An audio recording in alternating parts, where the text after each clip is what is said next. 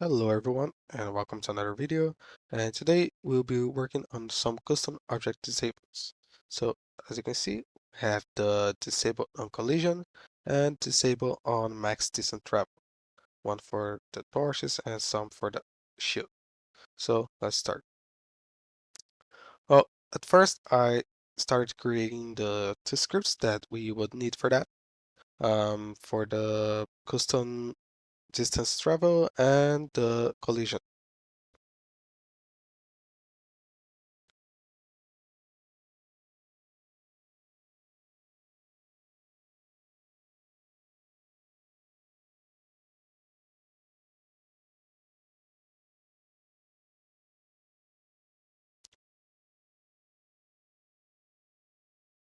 So I started working on the collision disable, and for that one is pretty simple. We just want to check once we collide and disable the object.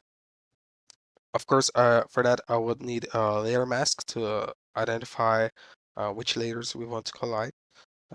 Even though we have some um, physics layers configured, um, we still have to do that because some enemies just don't disable the layer.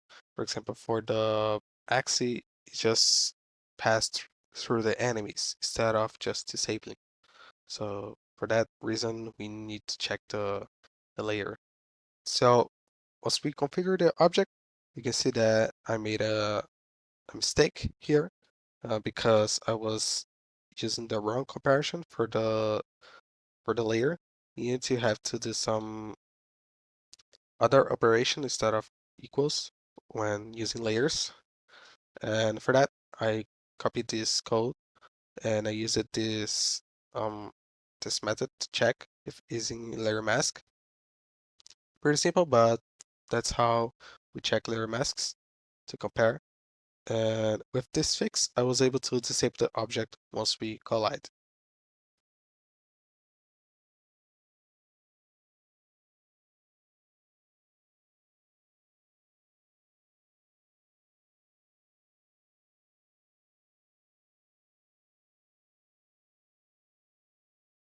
So the next one is the distant travel.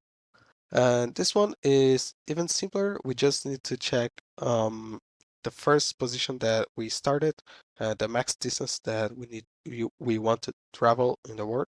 So what I did was I just created this first variable, the max distance, and every time that we enable the object, because we're using object pool here, every time that we enable the object, we'll cache our start distance, our start position, and compare that start distance to our current distance.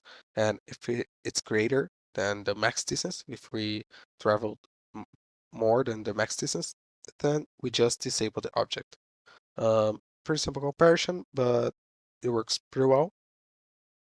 Even though I'm checking on update, um, that's not a problem because we still need to check that.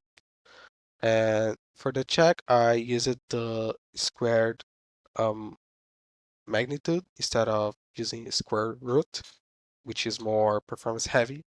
So once we travel more than the max distance allowed, we just disable the object. That's it for this script. And as you can see, it's working just fine. First, I need to configure that for each weapon that uses this configuration, but it works just fine.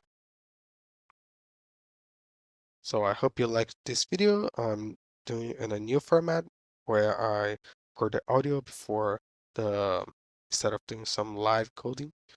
But yeah, that's it for this video, and I'll see you on the next one. Bye.